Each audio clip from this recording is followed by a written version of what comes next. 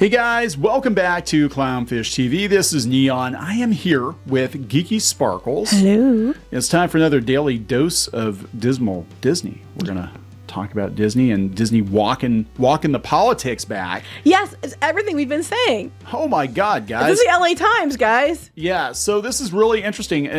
We're watching other companies walk back the DEI mandates and all this stuff, and they're dropping it quick. And then I think Trump's reelection definitely sped the process up a little bit for some companies that were maybe on the fence, but it does look like Disney is starting to get a clue. It looks like they're like, hey, maybe we should just make entertainment and stay out of politics, because this is not good for business. It's not good for our bottom line. Regardless of what Mark Hamill says. We did the video yesterday showing Mark Hamill being like, yeah, I don't care if I lose a role. I don't care if the movie loses money. I don't care. I'm going to say what I want to say. And I'm like, yeah, well, you probably won't be getting any phone calls from Disney anytime soon. Yeah, well, he'll just keep gouging people at cons. Yeah, right. So let's talk about this. Before you get into any further, please subscribe for more pop culture news, views, and rants, guys. You get woohoo if you do. Woohoo! Go out to clownfishminus.com. We got merch out there. You can support the Plus Club, called the Minus Club. You can also get exclusive content over on Locals, clownfishtv.locals.com. Thank you so much for the support. Yep. So yeah, let's talk about this. This comes from the LA Times. Politics is bad for business. Oh my God. No. Oh my God. You don't say. Why Disney's Bob Iger is trying to avoid hot buttons. Now, I want to point out that one of the reasons that Disney was expected to toe the political line was because of Bob Iger before he quit the first time. Yes. He kept putting Disney in the middle of that stuff. Even when Chapek was there, Chapek tried to keep them out, and then that took backlash from the people who've been programmed to expect Disney to take a side because of Iger. Iger fueled the fire from the sidelines, and then we end up with the Reedy Creek situation. Yeah.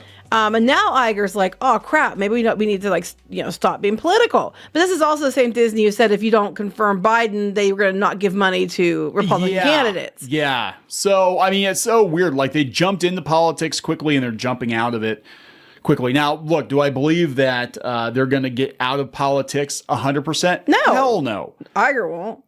Hell no. But I don't think they're going to be as overt with the messaging in their entertainment. Because look, Disney's been a left-leaning company for quite some time. I mean, the days of Walt are long gone. As long as Iger's been in charge, it's been a left-leaning company. They just have a lot of money spent. A lot of money spent. But it hasn't been as nuts, or at least it wasn't on the surface. We didn't see it until probably 5 or 6 years ago that they were going all in on politics. Mm-hmm. And so they're just going through and they're like, yeah, just in the last couple of years, they changed the fireworks display messaging. They made it gender neutral. They talk about Lightyear. They talk about Strange World, and then they keep going back to those. Strange World failed because no one cared. It was. It didn't even look like a Disney movie. It looked. And Lightyear failed because you didn't put Tim Allen in it, and it wasn't Buzz Lightyear. I mean, it's not that hard. Those other things did happen, but you still left it in. Yeah. And they're talking. So just a couple of years ago, they had all this, representation, and now in the last year, they've had 2 instances in animation where they've cut. 3 instances, really. They've cut gay scenes out of movies, because we know that Inside Out 2 was supposed to be a whole lot gayer, and they took the explicitly gay references out. And also with this Win or Lose Pixar show, they took out a trans storyline. They took out a trans episode of Moon Girl. So, they're definitely walking it back, because 3 years ago, this would have been an all-out fight. It would have been like, you bigots, look what you made Disney do. Oh my God. And there are people that are having a fit about it, but for the most part, it's like, yeah, it's coming from Bob Iger. He almost lost control of the company because of this shit. Yes. Nelson Peltz wouldn't have got the foothold he got if the company wasn't in such a decimated state. Yes. So, then they turn around. They settled with Trump rather than fight Trump at ABC News. Yeah, but it's interesting because if you go down here a little bit lower, they're saying that that they did it because they're lawyers. They said because they felt like it was a high hurdle to prove defamation, which it is. Yeah. But their lawyers said they people close to the company were not authorized to comment. Said Disney's general counsel recommended the settlement with Trump, and the decision to remove the transgender storyline from Win or Lose had been made months earlier. Yeah. Their counsel said, yeah, you're better just to settle than to drag this out. I think that it's like death by a thousand cuts, because they know what would happen. Like if they went to toe to toe with. I mean, they got their ass handed to them by DeSantis. And I remember people telling us that he wasn't going to win. He wasn't going to win. I wasn't even sure if he was going to win or not because everybody was like, "Oh, he's not going to win." I'm no lawyer, but they lost Reedy Creek because they had to get political. If they would have just kept their nose out of it. I would argue that Reedy Creek should have been lost a long time prior, which I have said this many times. What it was meant to be was, never came to pass. Like, it was meant to be a government for a city that wasn't there. So they needed to lose it. It was never meant to be that long. I think that they got to keep it longer than they should have because they were, hobnobbing with people on both sides all this time. But when you push, they push back. It needed to be resolved years ago prior to that, but it's fixed now. Notice how things are really changing. This is the LA Times. LA Times. Yes. That's why I sent you this. The LA Times, which is now owned by an investor who told them to stay apolitical. Notice how they word this. In early 2022, Disney became a target for Florida Governor Ron DeSantis after then Chief Executive Officer Bob Chapek waffled on a response to a Florida law aimed at preventing classroom discussions about sexual identity. What you notice about that sentence? What's missing that was in there in every damn article for years? Something is missing, right? It's don't say gay. Because they've constantly been... it's the don't say gay. Yeah, but they're not calling it the actual bill either, the Parental Rights and Education Bill. They're not saying that either. No, but it's interesting because I have to wonder if an editor at the LA Times was not told to stop calling it what it was not actually called. Because they're calling it the quote unquote don't say gay bill, but now they're saying actually what the bill was about. And but they do bring up that Bob Iger, when he was retired, was tweeting about how this legislation is going to put vulnerable LGBTQ people in jeopardy. Yeah, and then Chapek had to review verse course, but apparently, according to the behind the scenes articles we've read, he was actually told to put a statement out and he didn't do it, and there's a bunch more to it. But yeah, Iger was definitely fanning the flames on that one. So he can come in and look like an effing hero. That's what this is about. Look, at the end of the day, this is about him trying to save the company because the company's stock is in the shit. And they greenlit a bunch of projects that are doing... I mean, Mufasa's not doing great. It depends on who you ask, but it's not doing great. It's not who you ask. It's basically people are trying to argue because they're like, globally, it made so much more money than Sonic. Yes, because Sonic hasn't been released worldwide yet. No, Sonic was... has not had a global wide release. Like New Zealand, I think is the only place. I mean, it's not that hard. It's not hard, but these people are just so desperate for Disney, whatever, and they're gonna make excuses for Disney when Epic Universe kicks their ass too, because Disney was asleep at the wheel and they were doing all these budget cut renovations and whatever. But I guess I'm saying this is at least a step in the right direction. I know, wrong, yeah. But at least they know they're aware our woke content doesn't put butts in seats. Well, they said that. Yeah, they said Iger said they're trying to step away from messaging, and they said, here Iger said in April appearance on CNBC, the stories you tell have to really reflect the audience that you're trying to reach, but that audience, because they're so diverse, can be turned off by certain things.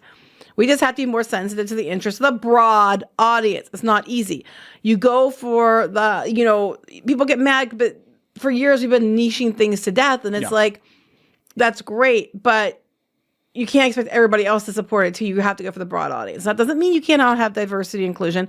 They mentioned down here further down about, we didn't get a black princess until, Princess and the Frog, which was a good movie. Yeah. We didn't, they're talking about, Coco, and they were talking about Black Panther, all of which were good movies done right. They were especially Tiana, Princess and the Frog, and Coco did not put agenda in it. Yeah. Yeah. And that's the thing, Moana too, yeah. You can do that, and that's the thing. That's really all people are asking. I mean, are you going to have some people that are going to have a problem with representation in movie? Yeah, but the vast majority of people don't. Tell us a good story. Well, I think people, if they have their back up now, it's because of the years of DEI crap that's turned people off. I keep saying the DEI did more damage than anything else you could have possibly done. And you've turned so many people against each other where they weren't before, and that's your own fault. But then that was your plan all along. Thing is, to me, it's funny that the LA Times is the one saying exactly the same thing that the toxic YouTubers like us, quote unquote, are supposedly saying. We were just ahead of the curve. No, it's because it's not about what they keep making it out to be. No, it's about common sense. It's about reality. It's reality, about where people are, and not your head in the sand hasn't changed that. So you're un-ostriching yourself, or you're pulling your head out of your ass, whichever, and you're starting to be like, oh, no kidding. Yeah. So they said, yeah, we're going to be an entertainment first company now. You don't want to get in a fight with the head of government that regulates you. Politics is bad for business. Disney is trying to walk but not cross the line during its meeting with shareholders. Earlier this year, Iger said he believes Disney has a responsibility to do good in the world. You can do that without attacking people. Nobody's telling you to be like, screw minorities and, whatever. No. But what they're saying is like, let's not punish the audience. Let's not punish your straight white male employees because they're straight white male with these ridiculous. Well, yeah, when your thing thuds, falls with a thud, you can't call your audience a bunch of names. And we saw that. We saw the diversity, the DEI training. We saw all that stuff. It all got leaked, and it was pandering. It was condescending, and it was racist. I mean, it was. It was, and sexist too. Yeah. And this is a Disney company can have a positive impact on the world, fostering acceptance and understanding of people of all different types. Iger told CNBC last spring, but we need to be an entertainment first company. What we've been telling you, Hollywood. Translation: we need to have money because we have money. Entertainment first. That doesn't mean you can't have diversity. That doesn't mean you can't have inclusion. But it needs to go back to what it was for years, where it was organic, it was fun, it was entertaining, and it wasn't like you said the pill and the ice cream. Yeah. But it's it's like the suppository, but with no ice cream. They're just gonna shove it up there. Yeah, not even lube. They're not even like that's the thing. And people are like, no. I mean, it's so ham-fisted. They're fisting that's what they meant.